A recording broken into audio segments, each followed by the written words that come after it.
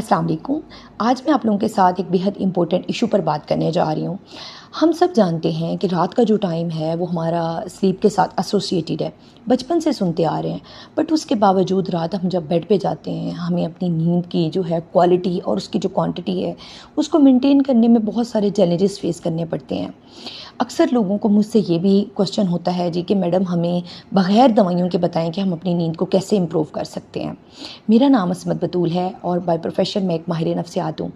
आज की इस वीडियो का जो पर्पस है वो ये है कि मैं आप लोगों के साथ कुछ ऐसी इंपॉर्टेंट टिप्स और ट्रिक्स शेयर करूँ विदाउट मेडिकेशंस, जिनको आप इस्तेमाल करके अपनी नींद की जो क्वालिटी है, जो उसकी क्वांटिटी है, उसको बेहतर कर सकते हैं। विदाउट वेस्टिंग एनी टाइम हम जल्दी से टिप्स की तरफ जाते हैं। सबसे पहले नंबर पर जो इम्पोर्टेंट चीज़ आती है जी कि आपने अपनी रूटीन का जो एक स्केड्यूल है उसको फिक्स करना है। आपने अपने सोने का, अपने जागने का जो टाइम टेबल है उसको सेट करना है। ऐसा नहीं है कि आप कभी 9 बजे सो रहे हैं, कभी आप 11 बजे सो रहे हैं या कभी आप 1 बजे सो रहे हैं। ये बहुत ही अनहेल्दी एक रूटीन है। आपके माइंड में बेसिकली एक ब्रेन में एक क्लॉक सेट होता है, वो उसके अकॉर्डिंगली आपका पैटर्न फिक्स हो जाता है। जब उसको समझ नहीं आती कि कभी आप जल्दी सो रहे हैं, कभी लेट सो रहे हैं, तो वो फिर कौन सी रूटीन जो है वो सेट करेगा। आपने अगर इतनी सिंसियरली इस रूटीन को फॉलो करना है कि इवन कोई सेलिब्रेशन है, कोई फंक्शन है, कुछ भी है, लाइक वीक डेज़ हैं, बट फिर भी आपने उसी टाइम पे सोना है, उसी टाइम पे जागना है। सबसे पहले नंबर पर तो जो इम्पोर्टेंट चीज़ है रेगुलरिटी, आपके स्केड्यूल में आना बेहद ज़रूरी है। इससे क्या होगा, आपके ब्रेन को बेसिकली हम ट्रेन करने की कोशिश कर रहे हैं, उसको सिखाने की कोशिश कर रहे हैं कि एक क्लॉक जो सेट किया गया है उसके अकॉर्डिंगली ही उसको पता हो कि ये टाइम हो गया है, तो बस अब इस टाइम हमारा सोने का जो पीरियड है वो स्टार्ट हो चुका है। दूसरे नंबर पर जो मोस्ट इम्पॉर्टेंट चीज़ है कि आपका जो रूम है, जो उसका टेम्परेचर है, एटमॉस्फेयर है, जो आपकी सराउंडिंग का, वो बेहद इम्पोर्टेंट है आपकी स्लीप को प्रोड्यूस करने में। हमें बेसिकली ये चीज़ समझनी चाहिए कि जैसे हमारी ब्रीदिंग हमारे कंट्रोल में नहीं है, जैसे हमारे बहुत सारे और डाइजेस्टिव सिस्टम के जो आप कह लें कि मामलात हैं वो हमारे कंट्रोल में डायरेक्टली नहीं है, वो ऑटोनॉमिक सिस्टम के अंडर आ रही हैं। तो इसी तरीके से जो हमारी स्लीप है वो भी एक फिजियोलॉजिकल फिनोमेना है। हमें समझना पड़ेगा कि उसको भी प्रोड्यूस होने में थोड़ा सा टाइम चाहिए होता है। ऐसा नहीं है कि देखिए हम बेड पर लेटे हैं तो जैसे हम लाइट्स ऑफ करते हैं, एक स्विच लगा हुआ है, तो हम बेड पर लेटे हैं तो कोई हमारे बॉडी में स्विच है जिसको हमने ऑन कर दिया तो एकदम से हमें नींद आना स्टार्ट हो जाएगी। नहीं, ऐसा नहीं है। बॉडी को प्रिपेयर करना होता है नींद के लिए, चीज़ों को समझना पड़ता है। देखिए, मैं अक्सर जब ये बात करती हूँ तो मुझे हंसी आती है कि जब हम एरोप्लेन को, आप में से बहुत सारे लोगों ने देखा होगा लैंडिंग करते हुए, तो वो किस तरीके से ग्रेजुअली लैंड कर रहा होता है। स्लीप का जो पैटर्न है वो भी हमारी बॉडी जो प्रोड्यूस करती है जब हम सोने की स्टेजेस में जाते हैं, तो इसी तरीके से वो जैसे एरोप्लेन लैंड कर रहा है ना, इसी तरीके से ग्रेजुअली वो जो सिस्टम है स्लीप प्रोड्यूस होने का वो स्टार्ट होता है। रूम का जो टेम्परेचर है वो बहुत ज़्यादा मैटर करता है आपकी स्लीप को प्रोड्यूस करने में। ना बहुत ज़्यादा हॉट हो, ना बहुत ज़्यादा कोल्ड हो, ना बहुत ज़्यादा सफोकेटेड हो। एटलीस्ट जिस जगह पे आप लोग सोते हैं वहाँ पे कोशिश करें कि चीज़ें जो हैं वो बहुत कम से कम हो। रूम बहुत ज़्यादा चीज़ों से भरा हुआ ना हो, क्योंकि डेफिनेटली उससे भी क्या होता है कि रूम में सफोकेशन होती है और सोने में आप लोगों को डिफ़िकल्टी हो सकती है। जब शाम होती है, अल्लाह ताला की तरफ से कुदरती नेचुरली एक हमारी बॉडी में हार्मोन है जो रिलीज़ होता है, मेलाटोनिन। बेसिकली उसका पर्पस क्या होता है, हमें नींद की तरफ लेके जाना होता है। बट जब हम बहुत ज़्यादा गैजेट्स का इस्तेमाल करते रहते हैं, हम मतलब लेट्स सपोज टैब्स हो गए या स्क्रीन्स या स्क्रीन टाइम है या हमारे सेल फोन्स हैं, बहुत सारे लोग तो ये समझते हैं कि जी हमने अगर स्लीप मोड ऑन कर दिया तो बस ठीक है, इट्स सफिशेंट। नहीं, ऐसा नहीं है। हमारे ब्रेन के अंदर ऑटोमेटिकली जो सिस्टम अल्लाह ताला ने एक मैकेनिज़्म सेट किया हुआ है, जो ब्लू लाइट है, उससे हमें ये सिग्नल आता है हमारे ब्रेन को कि हमने एक्टिव होना है, हमने जागना है। क्योंकि पूरा दिन हमने एक ब्लू लाइट को जो है नेचुरली देखते हैं, तो बॉडी ने उससे एक अपना आप कह लें कि अलार्म सेट किया हुआ है। बट मोबाइल में भी बहुत सारे लोग ये समझते हैं कि स्लीप मोड ऑन करने के बाद अब यूज़ करने से जो है वो कोई इशू नहीं आ रहा। नहीं, इशू आ रहा है। ठीक है, उसकी कुछ फ्रिक्वेंसी आप कह सकते हैं, कुछ जो है उसकी वो कम हो गई है कैपेसिटी, बट नहीं, अभी भी इशू उसी तरीके से है।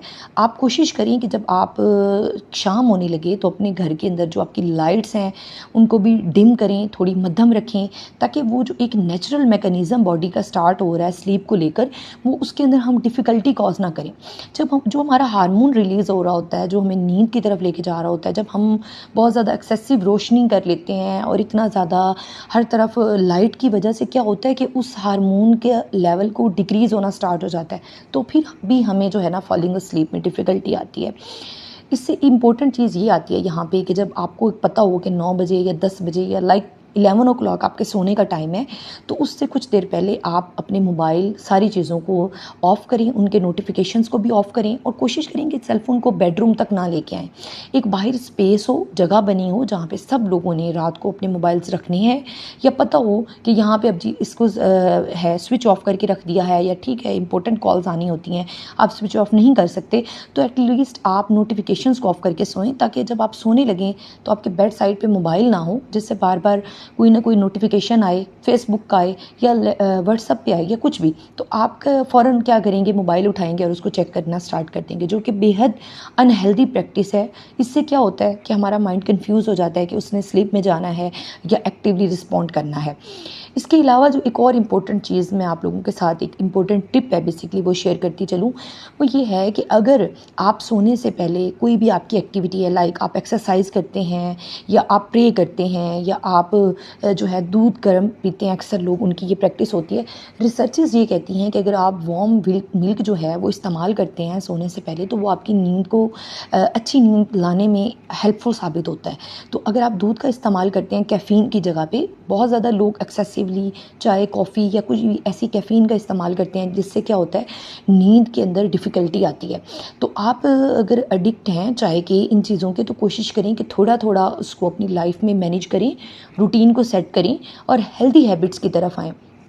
ये एक इससे रेलिवेंट तो नहीं है, बट मैं यहाँ पे बताती चलूँ कि अब एक नई जो लेटेस्ट रिसर्च आई है उसके अकॉर्डिंगली हमने कोई भी नई हैबिट जो भी आप लर्न करना चाहते हैं, आप एटलीस्ट 65 डेज़ का अपने माइंड में एक मार्जिन रखें और देखें कि हमने 65 डेज़ जो भी हम अपनी रूटीन में कुछ भी नया ऐड करने जा रहे हैं, जो हैबिट नई लर्न करना चाह रहे हैं, तो एटलीस्ट हमने 65 डेज़ उसके ऊपर जो है ना वो कंसिस्टेंट रहना है, उसको अपनी शेड्यूल में फ़िक्स रखना है।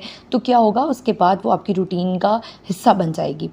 तो अगर आप रात को जो है एक्सरसाइज करते हैं या प्रे करते हैं या कुछ भी, बहुत ज़्यादा कोशिश करें कि हैवी मील्स ना लें। सोने से पहले आप 2-3 घंटे पहले जो है अपना डिनर रखें ताकि आप अच्छे से खाना खाएं। उसके बाद आपने अगर वॉक करनी है 10 टू 15 मिनट्स की, तो आप चहलकदमी कर लें हल्की सी, या फिर आपने कुछ भी करना है, कोई बुक रीडिंग करनी है या कोई आपने सीज़न देखना है या कोई भी मूवी देखनी है, बच्चों के साथ टाइम स्पेंड करना है, कुछ भी है, लाइक आपको पता हो कि आपने घंटा डेढ़ जो है वो सोने से पहले ये तमाम अपनी रूटीन के जो काम है वो कर लेने हैं। कुछ लोग सोने से पहले शावर लेते हैं, तो वो बात भी जो है वो अपना घंटा डेढ़ पहले लेके उसके बाद अपनी प्रे करें, इबादत करें। रात की जो नमाज है इशा की पढ़ने के बाद आपको पता हो कि बस अब आपके सोने का टाइम है। एक चीज़ और जो कि बहुत ज़्यादा इम्पोर्टेंट है, हमें अपने ब्रेन को ये लर्न करना आना होगा, उसको ये ट्रेन करना होगा कि जो हमारा बेड है वो हमारा स्लीप के साथ बिल्कुल फिक्स एसोसिएटेड है। हम यहाँ पे गलती जो एक मेजर जिसे हम ब्लंडर कह लें वो ये कर जाते हैं कि हम बेड पे ही खाना खा रहे होते हैं, हम बेड पे ही जो है अपनी ऑफिस का काम भी कर रहे होते हैं, हम बेड पे ही सारी एक्टिविटीज़ कर रहे होते हैं। तो हमारा ब्रेन कंफ्यूज हो जाता है, वो क्या करे, उसकी इसमें क्या गलती है, आप मुझे बताएं। जब हमने मल्टीपल टास्क अपने बेड पे ही करने हैं तो उसको क्या पता कि ये जो है वो स्लीप के साथ एसोसिएटेड है। हमें माइंड की इतनी कंडीशनिंग करनी है, बेसिकली उसको ये ट्रेन करना है, उसको बताना है कि जब आप बेड पे आके लेटें तो फिर सिर्फ आप सोने के मकसद से आएँ। आप कोशिश करें कि आपके जो बहुत सारे काम हैं आप ठीक है, मैं मान सकती हूँ बहुत सारे लोगों के पास स्पेस का प्रॉब्लम होता है, पर्सन टू पर्सन जो है चैलेंजेस वेरी करते हैं। तो आप अपने हिसाब से कुछ थोड़ी बहुत मॉडिफिकेशंस करें, अपने हिसाब से अपनी कैपेसिटी के अकॉर्डिंगली देखें। कोशिश करें कि बेड के ऊपर जब आप आएँ तो आपके माइंड को एक स्ट्रॉन्ग सिग्नल जाए कि बस अब आप सोने के लिए आए हैं बेड पे, और अब आपका जो है सोने का हिसाब वो स्टार्ट हो जाए। तो माइंड के साथ हमें ये ट्रेन करना पड़ेगा कि बेड पे आने का मतलब ये है कि अब सोने का जो मरहला है वो स्टार्ट हो चुका है।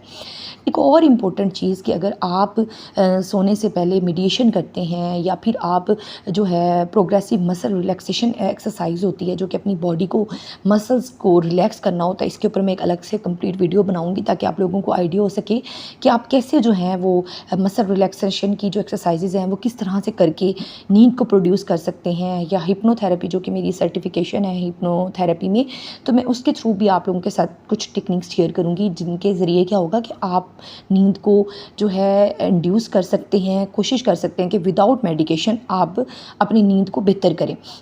इसके अलावा एक और बहुत इम्पोर्टेंट चीज़ आती है कि देखिए, जब आपको आपके ब्रेन ने ये लर्न कर लिया कि ये फ़िक्स टाइम है, ये फ़िक्स शेड्यूल है। और बहुत सारे लोगों को तो डिप्रेशन में भी ये हम ट्रेनिंग्स देते हैं। अगर कोई हमारे पास डिप्रेशन का पेशेंट आता है तो उसको हम उसकी नींद पे वर्क करना बेहद सिखाते हैं।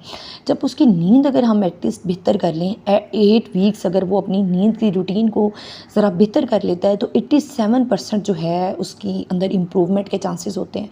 ये रिसर्च बेस्ड मैं आपके साथ एक जो है वो शेयर कर रही हूँ बात, कि रिसर्चेस ये कहती हैं कि उसके अंदर जो है 87% इम्प्रूवमेंट नज़र आती है। तो ये देखें कि नींद जो है वो हमारे लिए किस कदर इम्पोर्टेंट है। वो हमारे डिप्रेशन, इवन जो डिप्रेसिव पेशेंट्स हैं उनके लिए भी इतनी हेल्पफुल साबित हो रही है, तो नॉर्मल इंडिविजुअल या नॉर्मल ह्यूमन बींग्स के लिए कितनी ज़रूरी होगी।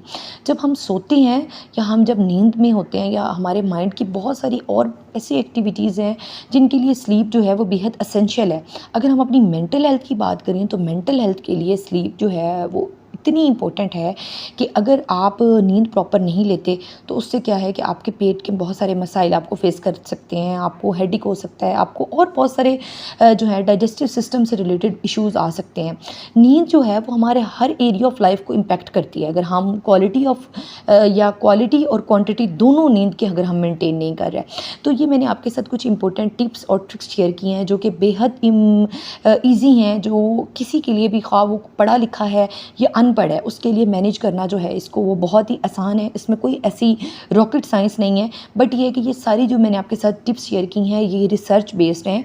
रिसर्चेस के बाद प्रूव हुआ है कि अगर हम अपनी रूटीन में रेगुलरिटी लेके आते हैं, अपने ब्रेन को सिखाते हैं, बताते हैं। और एक और बहुत इंपॉर्टेंट चीज़ जो कि मैं मिस कर गई हूँ पीछे बताना आप लोगों को, कि आपके रूम में डार्कनेस का जो है इम्पैक्ट बेहद है। ज़रूरी है कि अगर आप सोने लगे हैं तो आपकी लाइट्स ऑफ हों। कुछ लोगों को इशू होता है कि वो लाइट ऑन करके सो पाते हैं, तो ठीक है, वो एक्सेप्शनल केसेस हैं। मैं मेजॉरिटी की बात कर रही हूँ। आपकी रूम की जो लाइट है वो डिम हो।